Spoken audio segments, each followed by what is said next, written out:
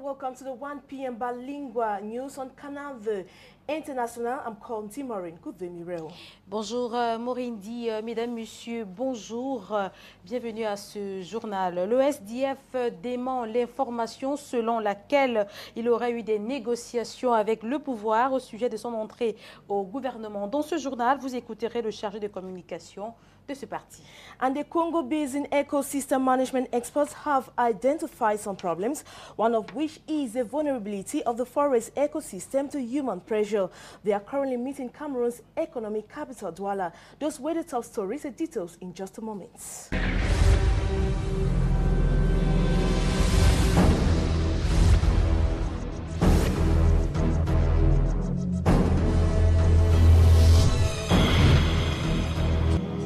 Good day once more and welcome on board the 1 p.m. Bilingual News on Canal V International. Gambian Vice President Dr. Isatu Njesedu has arrived Cameroon from en route to Ethiopia for the African Union Summit. Senior Political Affairs Editor Kejang Henry Atembe was at the Douala International Airport early this morning to cover the transit stopover of Dr. Isatu Njesedu. His reports. Gambian Vice President Ajad Dr. Aissatu Njesedu arrived Cameroon via the Douala International Airport on January 29, 2014. She is on transit to the Federal Democratic Republic of Ethiopia for the 22nd AU Summit holding in Addis Ababa. Dr. Aissatu Njesedu was received by Littoral Regional Governor Joseph Betty Assomo, flanked by a cream of regional officials. Dr. Aissatu Njesedu and her delegation members were given a treat at the Sawa Hotel by Governor Betty Assomo before jetting to Addis Ababa on board the presidential jet Republic of the Gambia. The 2014 AU Summit will have as theme Transforming Africa's Agriculture, Harnessing Opportunities for Inclusive Growth and Sustainable Development, with special attention to empower African women in agriculture and food security. Prolongement du boulevard de la République, la pose de première pierre a lieu en ce moment. Le ministre délégué à la présidence chargé de la défense, Alain Edgar Mebengo, est sur le site. Il préside cette cérémonie. Nous vous l'annoncions en titre, l'information selon laquelle l'entrée du SDF dans le gouvernement bloque le remaniement alimente toutes les conversations au sein du SDF. On réagit pour Jean-Robert Wafo, adjoint au maire de la commune de Douala 2e et chargé de la communication de ce parti. Le SDF n'a jamais eu des négociations avec le pouvoir pour une quelconque entrée au pouvoir. Lui, Roger Noyer, Guy Photo. L'entrée probable ou supposée du SDF dans le gouvernement très attendu de la République est d'actualité. Mais au sein de cette formation politique, il n'y a jamais eu de jour comme de nuit des négociations avec le pouvoir en place pour une quelconque entrée au gouvernement. Je dément avec vigueur les affirmations qui ont été avancées dans la presse. Ces informations sont infondées en même temps qu'elles comportent des contre-vérités. Tout d'abord, l'entrée au gouvernement n'a jamais été inscrite à l'ordre du jour du dernier NEC, qui s'est effectivement tenu le 25 janvier dernier. Et de deux, au cours de ce NEC, de ce comité exécutif national, aucune allusion concernant l'entrée au gouvernement du SDF n'a été faite. À titre d'illustration, les procès-verbaux ainsi que les résolutions qui ont été prises à l'issue de cette rencontre, nulle part il n'est fait mention, n'est-ce pas, de notre entrée au gouvernement. Le ministre de l'Information et des médias du Shadow Cabinet, Jean-Robert Wafo, ne rejette cependant pas une participation éventuelle du SDF dans un gouvernement du salut national dans l'intérêt bien compris des Camerounais. Nous entrerons au gouvernement par voie d'élection et non par des dominations. Bon, cela n'exclut toutefois pas que pour des raisons politiques, nous pouvons être amenés à envisager l'éventualité d'une entrée au gouvernement. notamment de notre entrée dans le cadre d'un gouvernement de salut public consécutif à la crise dans laquelle nous sommes tous plongés, nous les Camerounais, et que le président de la République a par ailleurs reconnu lors de son adresse à la nation le 31 décembre dernier. Bon voilà. Donc, mais pour le moment, ce n'est pas d'actualité. Pour le moment, le pouvoir n'a jamais contacté de façon officielle le SDF. Parlons à présent de l'insécurité qui persiste au niveau des frontières entre le Cameroun, le Gabon et la Guinée équatoriale. Un jeune homme vient d'être interpellé dans la ville de Kiossi en possession du cannabis destiné à la commercialisation. Le concerné se nomme Salifou Ndifor. Il est actuellement entre les mains de la police d'Ambam. Adam Gefak, Ambroise Fogui. 2 petits paquets de fortune constitués, ficelé et destiné à la commercialisation. C'est du cannabis saisi par les forces de l'ordre à Kiossi, la ville frontalière entre le Cameroun, la Guinée équatoriale et le Gabon. Au nombre du butin de ce présumé trafiquant de drogue, des téléphones portables volés, appareils musicaux, armes blanches aussi. Tout cela grâce à la collaboration entre la police et les populations. La collaboration est bonne avec les populations. Nous ne pouvons pas juguler la criminalité dans notre pays si une collaboration franche n'est pas établie entre la population et nous. Le suspect interpellé s'appelle Salifou Ndifor. Il a 26 ans. Son sort est désormais scellé pour une affaire louche.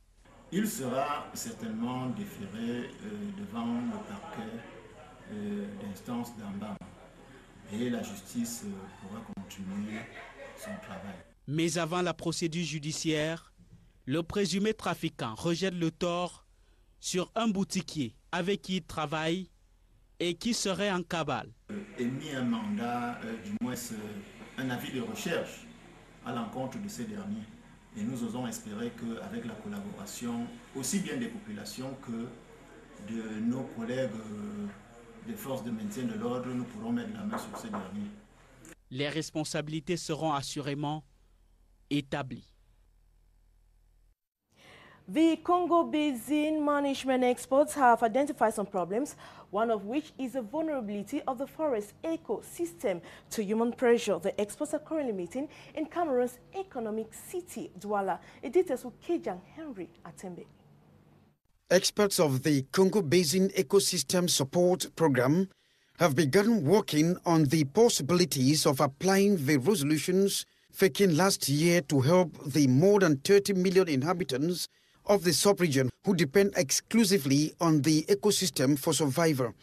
Chaired by the Secretary General of the Economic Community of Central African States, Roger Chungi, the Congo Basin Ecosystem Management experts who are in Douala identified a few problems hampering the conservation process. Finance was a major issue as member countries are still dragging legs to entirely meet up with their financial obligations. Other issues raised was the vulnerability of the forest ecosystem to human pressure. Known in its French acronym as PASEPCO, the Congo Basin Ecosystem Support Program is partly sponsored by the African Development Bank. Au moment où le chômage reste un réel problème dans notre société, l'espoir se fonde à Dibombari dans l'agriculture. Dès demain a lieu la rentrée à l'école technique d'agriculture de Dibombari dans la région du littoral. Mais déjà, des journées portes ouvertes sont organisées. Question de permettre à ces jeunes de maîtriser les nouvelles techniques pour être de grands producteurs. Julio Trésor Tanan, Victoire Sengue. Dans cette école qui débat sur le thème « Rénovation de la formation professionnelle agricole et rurale », gage d'une insertion professionnelle effective des jeunes et de création de richesses, l'avancement est notoire. L'apprentissage passe d'abord par la sélection des semences. Et le sous-préfet de Dibombari, Alphonse Tiako, a appris la leçon. On a trempé les pieds pour entrer dans le poulailler. Voici des bananiers plantains, les pépinières de palmeraies, des légumes, du manioc et bien d'autres cultures de deuxième génération. Le directeur de l'État explique l'opportunité des filières. La journée porte ouverte dans le cadre de cette rentrée académique est faite pour que nous puissions présenter notre offre de formation aux différents établissements de la région. Mais nous avons aussi profité cette année comme innovation, nous avons fait appel à des entrepreneurs pour venir parler des opportunités qu'offrent certaines filières qui peuvent aider nos élèves, étant donné qu'ils sont appelés à s'installer à leur propre compte. L'avenir est dans la jeunesse et les jeunes en sont conscients. L'agriculture aujourd'hui est un métier assez rentable et nous, entrepreneurs, nous sommes convaincus que pour atteindre l'émergence, pour participer à l'émergence du Cameroun, nous ne pourrons que passer par l'agriculture. Nous sommes dans un pays majoritairement jeune, l'avenir est dans la jeunesse, l'État ne peut pas employer tout le monde. Et donc il faut être conscient de nos potentialités grâce aux formations que nous acquérons, que ce soit au niveau universitaire ou autre, pour être capable de mettre au service du pays, de la population, nos compétences par la création d'entreprises. Il faut bien former des entrepreneurs agro-pastoraux et faire de l'agriculture un métier. Et Dibambari a le tout premier centre dans le littoral, l'école technique d'agriculture, qui ouvre ses portes officiellement cette semaine. A new mayor and his assistants have taken up function at the Badagry Council in the Mayo-Ona division in the North region of Cameroon. The new executive staff have as duty to develop the area and improve upon the livelihood of the population. The mayor of Mbardake in the Mayo-Orna division, Hayatou Baka, and two of his assistants have been installed in the North region of Cameroon. The official installation ceremony was presided at by Mamoudou Haman, the senior divisional officer of the Benue division. While installing the administrators, the senior divisional officers cited several expectations to them from the government and from the population vis-à-vis this new municipal executive, working hard to develop the locality and making life better for the population. The installation ceremony saw the attendance of several traditional leaders coming from neighboring Nigeria and from the region. Other mayors of the division, friends, family members, who came to see the end of the 6-year mandate of the former mayor, who leaves behind several achievements appreciated by his people in the council. The installation of the mayor, who had earlier on worked in the 90s and in the early 2000s, would help the population have new hopes for a better life. The mayor already has developmental projects as he gets installed. The Mbardake Council is situated 42 kilometers from Garoua. It counts at least 70,000 people with a cosmopolitan population constituted of the Fulbe, the Fali, the Mbata, the Ngiziga, the Matakam, and others. The executive is being installed at a time when projects are expected to be realized. Rendezvous, therefore, in 5 years for a balance sheet to be made. La semaine de la jeunesse se prépare et pour l'occasion, le Fonds national de l'emploi veut mettre sur la même table les chercheurs d'emploi et les employeurs afin de lutter efficacement contre le chômage. Et pour le faire savoir, les responsables du Fonds national de l'emploi ont convié les hommes de médias hier à une séance de briefing. Compte rendu, Jean-Christian Akam. Du 5 au 7 février prochain, le FNE, Fonds national de l'emploi, organise l'édition 2014 de la Semaine pour l'emploi des jeunes. Dans la région du littoral, il sera surtout question d'encourager ces jeunes à initier des démarches spontanées de recherche d'emploi et à stimuler en eux la fibre entrepreneuriale. Les informer sur les mesures qui existent dans leur travail sur FNE et surtout aussi de mobiliser les acteurs du marché de l'emploi pour qu'ils puissent s'intéresser à l'insertion ou à la réinsertion des demandeurs d'emploi. À Bonaberi, Bonamoussadi, Bali, le FNE entend organiser des carrefours métiers ainsi qu'un renforcement des capacités des jeunes chercheurs d'emploi au montage des plans d'affaires. Autant le savoir, d'où ce briefing à la presse. Donc, lorsqu'une entreprise a des besoins en matière de ressources humaines, elle peut s'adresser au FNE et elle aura gratuitement des ressources que nous allons mettre à sa disposition et parmi lesquelles elle pourra choisir la personne ou les personnes qui correspondent à son besoin. Au total, le FNE entend offrir des facilités et de la transparence dans l'accès à l'emploi. Selon le Bureau international du travail, le chômage au Cameroun était de 13,1% en 2013 et le taux de sous-emploi de 75,8%. In culture, the Art of a Normalization Committee recently put in place by the Minister of Culture have officially taken up a duty to address the SOCAM crisis. Beatrice Ngamo in the following report says both committees have a duty to upgrade the standards of that organ. They are already at work. These two personalities, Dr. Christophe Sona and Samuel Thomas Ndongfeng, alias Samfan Thomas, are to run the standardization and ad hoc committees set by the Minister of Arts and Culture, Amatutu Muna, to redress the management problems of music and authors' rights sectors here in Cameroon. They were officially installed by Minister Amatutu Muna this January 28th with a call for them to start work immediately.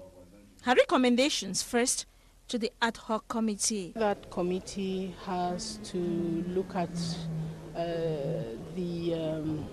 their specific area, that management guild, to make sure that they have proper records kept, and then also to make sure that when they go back to another General Assembly, we have the real artists who are in place. In terms of standardization, the minister said Dr. Christophe Sona's committee has a big challenge. Because in terms of technology, we need to improve our law. In terms of looking at balance, checks and balances, there's a lot also to be done, but they have the work to do. I think they should start straight away and go to work. 2 months for Samfan Thomas and team to work on the status and internal regulations of the Cameroon music arts sector, make proposals to the Standardization Committee. Dr. Christophe Sona of the Standardization Committee will have to examine the text that will help normalize the authors' rights sector in Cameroon. The decision of minister comes after a series of problems persisting since the 1990s. And I think I salute it. I call on those who are in these commissions to forget camps, to forget individuals, to work wholeheartedly, to think history, because histories are judged. They have been given the opportunity to lay a solid foundation for the smooth takeoff of authors' rights, and we hope that they will carry out the work objectively with all the neutrality that is necessary. The installation of ad hoc and standardization members to redress the management problem in the music and authors' rights sector here in Cameroon comes after appointment by the Minister of Arts and Culture last January 21, 2014. La ville de Douala vient de se doter d'une bibliothèque pour personnes malvoyantes et aveugles. Le pavillon blanc, c'est son nom. Elle a été inaugurée hier. Il est situé à l'ESSEC de Douala, précisément au lieu dit Mont-Blanc. Julio Trésor Tanon pour les détails. C'est un jour mémorable pour le promoteur de la bibliothèque Le Pavillon Blanc, lui-même malvoyant. Un rêve d'enfant, sinon le plus vif, faussillé au fond de lui, devenu une réalité. Mon rêve, c'était celui de me mettre à disposition, celui d'aider mes concitoyens et mon pays, d'apporter quelque chose pour mon pays. Je crois qu'avec ce premier geste, c'est un premier pas que je fais dans cette direction et je suis très content. Cet acte est une humble réponse à l'appel du chef de l'État Paul Biya, qui a souvent interpellé la diaspora à un retour pour le développement. Avec l'appui des partenaires italiens, on pourra désormais lire avec les oreilles et accéder aux nouvelles technologies, chose qui envoie ravi les handicapés visuels. C'est une grande première pour le Cameroun, avoir une bibliothèque de cette envergure pour les personnes mal et non-voyantes. Un investissement de près de 20 millions de francs CFA qui mérite d'être sécurisé. Nous prendrons toutes les dispositions quand même pour que sur le plan sécuritaire, ces ces équipements soient préservés. Donc ça, nous ferons tout pour qu'il en soit ainsi. Cette bibliothèque pour aveugles et malvoyants en face de l'ESSEC de Douala n'est qu'un spécimen traduisant la volonté du promoteur de vouloir faire mieux si l'action est soutenue par le gouvernement. L'étroitesse et les conditions d'accès pas faciles aux aveugles et aux malvoyants ont été aussitôt décriées et les autorités administratives de Douala 5e présentes à la cérémonie pensent apporter leur soutien à l'initiative. C'est un ouf de soulagement pour les huissiers stagiaires du Cameroun qui viennent de changer de statut et passent de huissiers en attente de charge à huissiers titulaires. Certains avaient déjà attendu pendant 20 ans jusqu'à hier où la décision a été Rendu public, un soulagement qui arrive après plusieurs mouvements de grève observés par ce corps de métier. Maître Théophile Laka était jusqu'à hier responsable du contentieux dans une société de gardiennage. Aujourd'hui, sa joie est indescriptible. Je vous propose de l'écouter. Ce n'est que l'émotion. Je n'en crois pas mes yeux. 14 ans d'attente, vous comprenez que je ne suis pas dans moi, en fait. Je ne réalise pas. Surtout que hier, aux journée de 17h, je n'étais pas à l'écoute. C'est un frère qui m'appelle de Doualaire, qui m'annonce que félicitations, tu es nommé. Tu es enfin nommé à Bomban. Dieu merci, depuis 9 ans et demi, j'ai trouvé un job à DAC Security comme responsable administratif, juridique et contentieux. De par ma formation, bon, j'y suis encore. Ce que beaucoup de mes collègues n'ont pas eu la chance d'avoir, hein, ça, il faut le dire. Et beaucoup sont décédés. J'ai de nombreux, au moins 6, qui ne vivent plus. Vous m'appelez de temps en temps pour me dire tel ne vit plus, tel ne vit plus. Bon. Out of Cameroon, lorries full of United Nations food aid and equipment for Cameroon has arrived at the Central African Republic. This will help thousands of displaced persons in need. About 1 million people, 20% of the population, have fled their homes during months of religious violence after rebels seized power last month. More of the story with French television channel EITV. A line of lorries full of United Nations food aid and military equipment arrives from Cameroon, heading for Bangui, where thousands of displaced people are in need.